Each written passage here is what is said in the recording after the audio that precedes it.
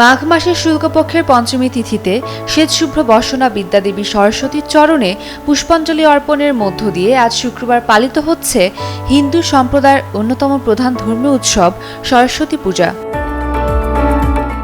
রাজধানী ঢাকাসহ সারা দেশের বিভিন্ন পূজা মণ্ডপের সকাল থেকেই ঢাক ঢোল কাঁসর শঙ্খ ও উলুধ্বনিতে মুখর হয়ে উঠেছে পরিবেশ। কল্যাণময়ী বিদ্যাদেবীর আশীর্বাদ কামনায় শিক্ষা প্রতিষ্ঠান ও মন্দিরগুলোতে ভিড় করছেন শিক্ষার্থী ও ভক্তরা। জ্ঞান ও বিদ্যার দেবী হিসেবে পরিচিত সরস্বতী দেবীর শ্বেতশুভ্র বসনা, তার এক হাতে বেদ অন্য হাতে বীণা থাকায় তাকে বীণাপাণি নামে অভিহিত করা হয়।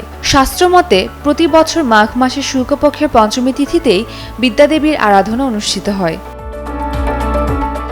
সরস্বতী পূজা উপলক্ষে বাণী দিয়েছেন প্রধান উপদেষ্টা অধ্যাপক মোহাম্মদ ইউনুস।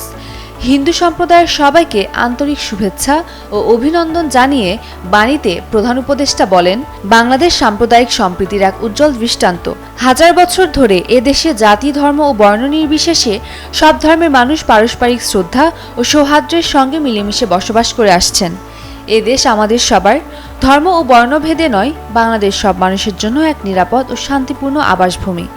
মেরুমান ক্রান্তি, ডেইলি সান।